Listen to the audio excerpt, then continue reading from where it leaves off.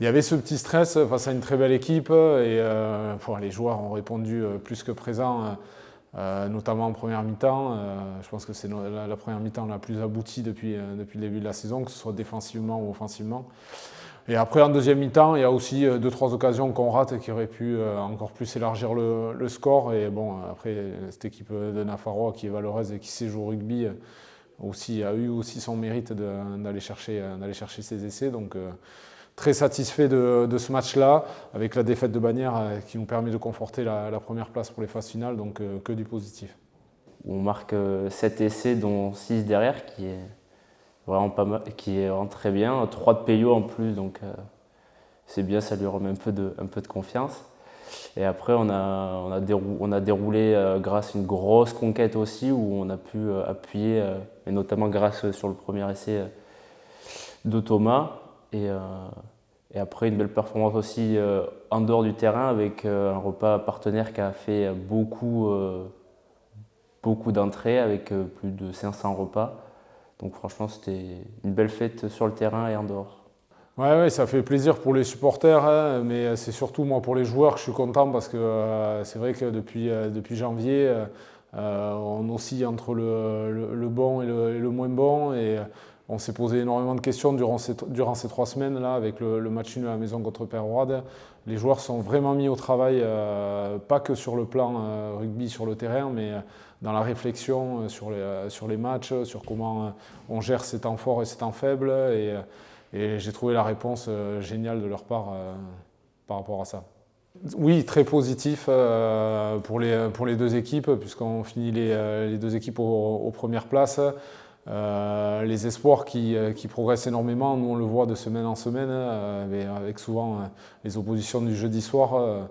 On voit que c'est une équipe qui a du répondant, c'est un groupe jeune qui s'est renouvelé cette année et c'est pas facile. Donc voilà, sous la houlette de Stéphane et Greg, on sent que ce groupe est en train de naître et qu'il va arriver mûr pour ces phases finales. Donc c'est très positif, très content pour les espoirs aussi parce que souvent, pour la plupart, on aspire tous à jouer en équipe première, mais il ne faut pas oublier que les espoirs, c'est le réservoir de l'équipe première et c'est le réservoir du club. Donc ça prouve que la formation marche bien aussi, et parce qu'on a une génération de 2006 qui est très présente dans ce groupe. Et ça fonctionne, on a des jeunes qui adhèrent au projet, et donc c'est une très bonne chose. Gujan, ça va être une belle opposition, notamment avec une belle ligne de 3/4 et des avants qui sont très mobiles, donc ça va nous mettre dans le jus pour justement les phases finales. Et Lourdes qui va être une grosse équipe devant avec une ligne de 3/4 assez performante, mine de rien. Donc il nous faudra deux gros résultats pour se remettre vraiment d'aplomb pour commencer les phases finales. C'est 2 déplacements qui sont importants. Ce week-end, le but est de donner aussi un peu de temps de jeu à certains qui en ont eu un peu moins ces derniers temps. Relancer certains joueurs qui reviennent de blessures également. Mais ils font partie du groupe des 30-35 joueurs avec qui on a fonctionné depuis le début de l'année. Donc je ne me fais aucun souci là-dessus. Je sais qu'ils vont répondre présents, les mecs, donc, ce week-end. Et pour le match de Lourdes, non, il n'y aura pas d'impasse non plus, malgré le souhait des entraîneurs lourdais, mais il n'y aura pas d'impasse. On est là pour préparer les huitièmes de finale et c'est très bien de se déplacer sur ces matchs-là, puisque depuis le début de la saison, en déplacement, on n'a pas toujours été dans le top, donc c'est une bonne chose d'avoir ces 2 matchs-là, de les aborder aussi quelque part sans pression comptable, donc se concentrer vraiment sur notre rugby et comme je te disais, préparer ces phases finales du mieux possible. Et moi, je l'ai trouvé très surprenant déjà depuis le début de saison. Il s'était arrivé chez nous avec beaucoup de confiance et on a sorti un de nos meilleurs matchs défensivement, où on avait justement su réduire un peu leur folie offensive, qui est leur marque de fabrique, de jouer quasiment tous les ballons, très peu de jeu au pied. Et franchement, c'est une équipe très très joueuse qu'il faudra s'en méfier, bien sûr, et essayer de faire le meilleur résultat. Et notamment, ça va être les prendre, je pense, devant en touche et en mêlée, où la conquête sera primordiale.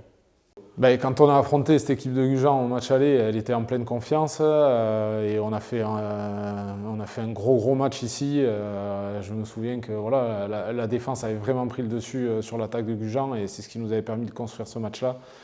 Et c'est ce que j'attends des joueurs aussi ce week-end. C'est sans doute une des équipes aussi qui produit le plus de jeux dans la poule.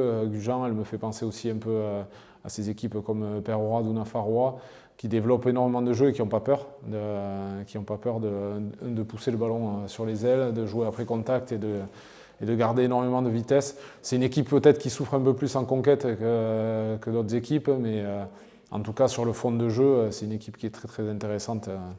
Alors ben là, on est rentré entre guillemets en mode phase finale où tout le monde fait un peu plus d'efforts, tout le monde est un peu plus sérieux, concentré, on en demande un peu plus à chacun. Mais ça n'enlève pas la bonne ambiance qu'on a dans le groupe, avec quelques pièces qu'on s'envoie de temps en temps. Et franchement, c'est top de toujours avoir ce niveau d'exigence et aussi d'avoir ces moments où on peut totalement déconnecter et être tous ensemble.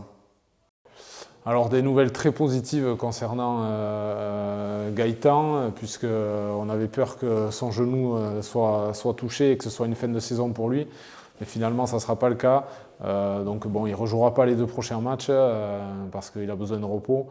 Mais il sera prêt pour les phases finales. On le sait, Gaëtan, il a fait les efforts physiques pour revenir à son niveau durant toute la saison. Il se les méritait et on est content pour lui et on est aussi content pour le groupe parce que c'est un atout important. Et concernant Cyriac, Cyriac aussi est sur la phase de retour. Au niveau de sa cheville, ça va de mieux en mieux. Donc on espère le retrouver pour le prochain match le match d'après Gujan contre Lourdes. On verra, c'est une discussion qu'on doit avoir avec lui et le médical, mais en tout cas on a bon espoir pour Cyriac également.